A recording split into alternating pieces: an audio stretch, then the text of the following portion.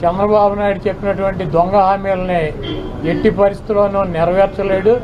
ఎందుకంటే ఇవాళ చూసాం సూపర్ 6 అని పెట్టాడు. ఆ సూపర్ 6లో 18 సంవత్సరాలు దాటినటువంటి ప్రతి మహిళకి 1500 పెన్షన్ ఇస్తా అన్నాడు. రేపు 1వ తారీఖు ఇస్తున్నాడా? దాని గురించి మాట్లాడట్లా. 3 గ్యాస్ సిలిండర్లు ఇస్తా అని చెప్పాడు. దాని గురించి మాట్లాడట్లా. బస్సుల గురించి మాట్లాడట్లా. అదేవిధంగా బీసీ కానీ ఎస్సీ కానీ ఎస్టీ కానీ వర్గాలకి 50 సంవత్సరాలు దాటిన వాళ్ళకి పెన్షన్ ఇస్తానని చెప్పాడు సూపర్ 6లో. దాని గురించి మాట్లాడట్లా. అది ఎప్పుడు ఇస్తాడో చెప్పట్లా. అదేవిధంగా ఇంకోటి 20 లక్షల మందికి నిరుద్యోగులకి ఉద్యోగాలు ఇప్పిస్తాను. ఉద్యోగాలు కనుక ఇప్పించలేకపోతే ఈ లోపు 3,000 రూపాయలు నిరుద్యోగ వృత్తి కూడా ఇస్తానని చెప్పి సూపర్ 6లో పెట్టాడు. మొన్న తెలంగాణలో హరీష్ రావు గారు మాట్లాడుతూ చెబుతున్నాడు, చంద్రబాబు నాయుడు గారు చెప్పిన వాగ్దానాన్ని ఏమీ చెప్పాడు. 1000 రూపాయలు ఈయన పెంచింది. ఇప్పుడు వచ్చి 3,000 ఆల్రెడీ ఇచ్చేది జగన్మోహన్ రెడ్డి గారు 3,000 ఇస్తా అంటే ఈయన వచ్చి 1000 ఇచ్చాడు. మీరు అక్కడ 2,000 ఇస్తా అంటే రేవంత్ రెడ్డి 4,000 చేయాలి కాబట్టి అక్కడ ఇబ్బంది పడుతూ ఉంటాడు. ఇంకా ఈయన సూపర్ 6 అని చెప్పి ప్రతి మహిళకి 1,500 రూపాయలు ఇస్తాడు 18 సంవత్సరాలు దాటిన వాళ్ళకి. మరి ఆ వాగ్దానం ఎప్పుడు చేస్తాడు? రేపు 1వ తారీఖు ఇవ్వరా? కాబట్టి తెలుగుదేశం పార్టీ ఆయన ఇచ్చినటువంటి వాగ్దానాలను, చంద్రబాబు నాయుడు చేసినటువంటి వాగ్దానాలని పక్కదారి పట్టించడానికి ఊరికినే నిన్నేమో పోలవరం వెళ్ళి వచ్చాడు సోమవారం, మళ్ళీ గురువారం ఏమో అమరావతి వెళ్ళి వచ్చి అక్కడ అన్ని తిరిగి ఈయన కాలక్షేపం కబుర్లు, కాలక్షేపం మాటలు, ఊరికినే ఆయన వెళ్ళి అటు ఇటు తిరిగి రావటం తప్పించి ఎప్పుడు నువ్వు సూపర్ 6 అమలు చేస్తున్నావు స్పష్టంగా చెప్పాలని చెప్పి మేము డిమాండ్ చేస్తున్నాం. Sir, home minister first target Kodali Nani అని కూడా చెప్తాం. ఇప్పుడు ఇది ప్రజాస్వామ్య దేశం. ఎవరిని టార్గెట్ చేసుకున్నప్పుడు నేను పోయినంత మాత్రాన నన్ను టార్గెట్ చేస్తే వైఎస్ఆర్ కాంగ్రెస్ పార్టీ ఏం ఆగదు. జగన్మోహన్ రెడ్డి గారు ఇంటికి కొట్టి ఏం పీకలేరు. నన్ను కాదు, జగన్మోహన్ రెడ్డి గారిని టార్గెట్ చేస్తారు. ఇక్కడ మీరున్న సెక్యూరిటీ అంతా తీసేసి, గన్మెన్లను తీసేసి, ఇంకా 15 రోజులు ఎలక్షన్ జరగలేదు, కమిటీ సిఫార్సులు రాలేదు, ఇక్కడ మొత్తం అంతా కూడా సెక్యూరిటీ తీసేశారు కదా. తీసేసి ఎల్లో మీడియా కెమెరాలు పట్టుకొచ్చి జగన్మోహన్ రెడ్డి గారి ఇంట్లో గట్టెళ్ళాలి, గోడకు గట్టెళ్ళాలి, ఇవన్నీ కూడా వాళ్ళే చూపిస్తున్నారు. కాబట్టి ఇక్కడ టార్గెట్ ఎవరు దొరికితే ఆ టార్గెట్. ఇటువంటి వాటికి భయపడే ప్రసక్తి లేదు. ఎవడెవడికి టార్గెట్, ఎవడెవడి చేతులు ఏం రాసి ఉందో అవన్నీ పైన ఉన్నటువంటి భగవంతుడు నిర్ణయిస్తాడు. ఎవరి టార్గెట్లు ఎవరికి ఏమవుతుందో చూద్దాం రాబోయే రోజుల్లో. అదేవిధంగా ఋషికొండలో కట్టినటువంటి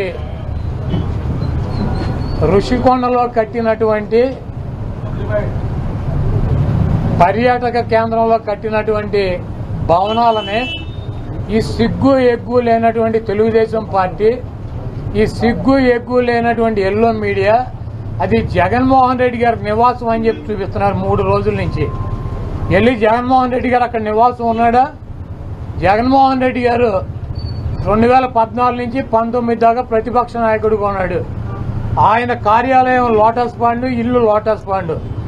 ఆయన లోటస్ పాండ్ హైదరాబాద్ నుంచే ప్రతిపక్ష నాయకుడికి ఉన్న 5 సంవత్సరాలు నడిపాడు.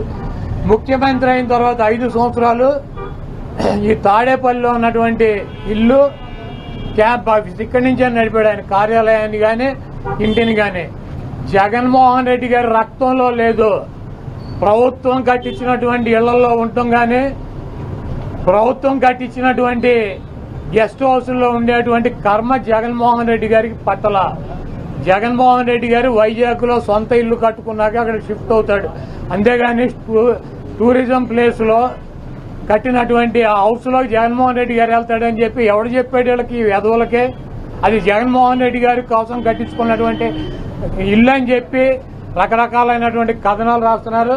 అది ఒక అంతర్జాతీయ రాజధానిగా తీర్చిదిద్దాలన్నదే వైఎస్ఆర్ కాంగ్రెస్ పార్టీ లక్ష్యం. దాన్ని రాజధాని చేయాలన్నదే ఆ రోజు నిర్ణయించుకున్నాం. కాబట్టి అక్కడ ఇంటర్నేషనల్ సెమినార్లు జరుగుతున్నాయి. అనేక మంది ఇంటర్నేషనల్ సంబంధించినటువంటి దేశ విదేశాల నుంచి అనేక మంది పారిశ్రామికవేత్తలు వస్తున్నారు. కనీసం వాళ్ళకి సౌకర్యం ఉండటానికి అవకాశం లేనటువంటి పరిస్థితి ఉంది. కాబట్టి ఉత్తరాంధ్రలో ఉద్దానంలో దాదాపు 700 కోట్ల రూపాయలు పెట్టి హాస్పిటల్ కట్టించారు కిడ్నీ పేషెంట్ల కోసం అని చెప్పి. అదేవిధంగా విజయనగరం కావచ్చు, లేకపోతే పార్వతీపురం కావచ్చు, ఉత్తరాంధ్రలోనే 650 కోట్ల రూపాయలు పెట్టి ఒక్కొక్క మెడికల్ కాలేజీ కట్టించారు. అదేవిధంగా టూరిజం ప్లేస్లో అంతర్జాతీయ సంస్థలు కానీ వ్యక్తులు కానీ వచ్చినప్పుడు అక్కడ ఒక విధిది ఉండాలని చెప్పి ఒక మంచి భవనాన్ని నిర్మిస్తే 7 బిల్డింగులు అయ్యి, ఒక బిల్డింగ్ కాదు 7 బిల్డింగుల్లో జగన్మోహన్ రెడ్డి గారు ఉండరు. 7 బిల్డింగులు కట్టారు. ఆ 7 బిల్డింగుల్లో 7 బ్లాకుల్ని చూపించేది జగన్మోహన్ రెడ్డి గారు 450 కోట్ల రూపాయలు పెట్టి ఇల్లు కట్టుకున్నారని చెప్పి ఈ దుర్మార్గమైనటువంటి ప్రచారం చేస్తున్నారు. ఇవన్నీ కూడా ప్రజలు గమనిస్తారు. చంద్రబాబు నాయుడుకి ఇచ్చినటువంటి వాగ్దానాలు నెరవేర్చలేక నీకు సూపర్ 6 లో పెట్టినటువంటి వాగ్దానం 1500 రూపాయలు ఇస్తానని చెప్పావా, చెప్పలేదా? 18 సంవత్సరాలు దాటిన వాళ్ళకి రేపు 1వ తారీఖు నీకు దమ్ముంటే 20 లక్షల మంది నిరుద్యోగులకు 3000 ఇస్తానని చెప్పావా లేదా? దాని గురించి చెప్పండి. నువ్వు దొంగ వాగ్దానాలు చేసి అధికారంలోకి వచ్చావు. నువ్వు దాని గురించి మాట్లాడండి. ముందు మీరు ఈ వాగ్దానాలను డైవర్ట్ చేయాలని చెప్పి ఒకటి తీసుకెళ్లి 4 కెమెరాలు, బాత్రూములు, లెట్రిన్లు డబ్బుల్లో పెట్టి 30 లక్షలు పెట్టి బాత్రూమ్ కట్టాడు. జగన్మోహన్ రెడ్డి గారు ఇల్లు అది. జగన్మోహన్ రెడ్డి గారు ఎప్పుడన్నా ప్రభుత్వ కార్యాలయాలు ఉన్నాడా? జగన్మోహన్ రెడ్డి గారు ఎప్పుడన్నా ప్రభుత్వం గెస్ట్ హౌస్లో ఉన్నాడా? జగన్మోహన్ రెడ్డి గారు ఇల్లు కట్టించుకుని వెళ్తాడు వైజాగ్. నీకు మళ్ళీ ఎవడో కొంపలో దూరేటువంటి పరిస్థితి జగన్మోహన్ రెడ్డి గారికి ఉండదు. కాబట్టి జగన్మోహన్ రెడ్డి గారికి కట్టించినటువంటి ఇల్లు కాదు అది టూరిజం సంస్థ ద్వారా టూరిజానికి సంబంధించి కట్టించినటువంటి 7 బ్లాకులు వాటిని కట్టారు. వాటికి 400 కోట్ల రూపాయలు ఖర్చు పెట్టి అంతర్జాతీయ సెమినార్లు పెట్టినప్పుడు రాష్ట్రపతితో ప్రధానమంత్రి ఈ రాష్ట్రానికి రాజధాని కాబట్టి అది వీఐపీలు వచ్చినప్పుడు అక్కడ వసతి గృహాలు ఉండాలని చెప్పి వాటిని అంతర్జాతీయ స్థాయిలో నిర్మించారు తప్పించి అది జగన్మోహన్ రెడ్డి గారి కోసం కట్టినటువంటి ఇల్లు కాదు. ఫర్నిచర్ అంతా ప్రభుత్వం ఫర్నిచర్ అంతా కూడా వాడుకుంటున్నారు. ఫర్నిచర్ దొంగ అంటూ కూడా టీడీపీ నేతలు కోడెల శివప్రసాద్ గారు అసెంబ్లీలో ఉండాల్సినటువంటి ఫర్నిచర్ని తీసుకువెళ్లి ఎక్కడేసాడు? ఆయన బైక్ షోరూంలో వేసుకున్నాడు. అసెంబ్లీలో ఉండాల్సినటువంటి ఫర్నిచర్ బైక్ షోరూంలో వేసుకుంటే వాడిని దొంగ అంటారు. సీఎం క్యాంపు కార్యాలయానికి ప్రభుత్వం వచ్చినటువంటి విజిటర్స్ కోసం ఒక కార్యాలయం, సీఎం జగన్మోహన్ రెడ్డి గారి కార్యాలయం అయితే ఒక 10 మంది 20 మంది కూర్చుంటాకుంటుంది. ఒక ముఖ్యమంత్రి కార్యాలయం కాబట్టి అక్కడ అదనపు వసతులు కావాలని చెప్పి ప్రభుత్వం కల్పిస్తుంది. ముష్టి పట్టుకుపోతే పట్టుకుపోండి, లేకపోతే డబ్బు విలువ చెప్తే కడతామని ఫస్ట్ రోజు చెప్పాం. దీని గురించి ఏమైనా రాద్దాం కావాలంటే పట్టుకుపోండి. ఒక్కలో ఫర్నిచర్ ఎంత, ముష్టి ఫర్నిచర్ ఎంత ఉంటుంది? కావాలంటే పట్టుకురండి. మేము షోరూమ్లో వేసుకున్నాం, తీసుకెళ్లి మా సాక్షి ఆఫీసులో వేసామా? కాదు, మాకు క్యాంప్ ఆఫీసులో పెట్టినటువంటి ఫర్నిచర్ తీసుకెళ్లి సాక్షి ఆఫీసులో వేసుకున్నావా?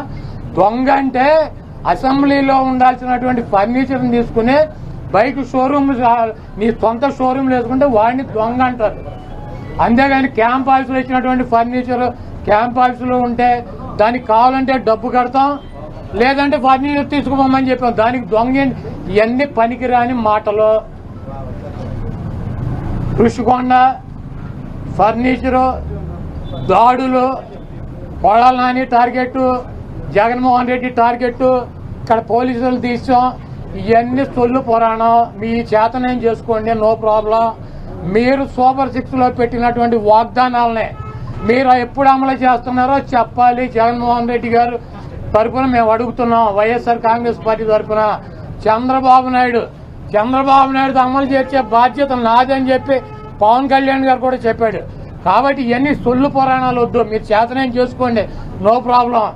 మీరు ఎవరిని చంపేయాలో చంపేయండి, ఎవరిని కొట్టాలో ఉన్నారు కొట్టండి, ఏం చేయాలో ఉన్నారు చేసుకోండి. మీరు సూపర్ 6 లో ఇచ్చినటువంటి వాగ్దానాలనే 1వ తారీఖు నుంచి 4000 పెన్షన్తో పాటు అమలు చేస్తున్నారా లేదా? దీనికి స్పష్టంగా సమాధానం చెప్పండి.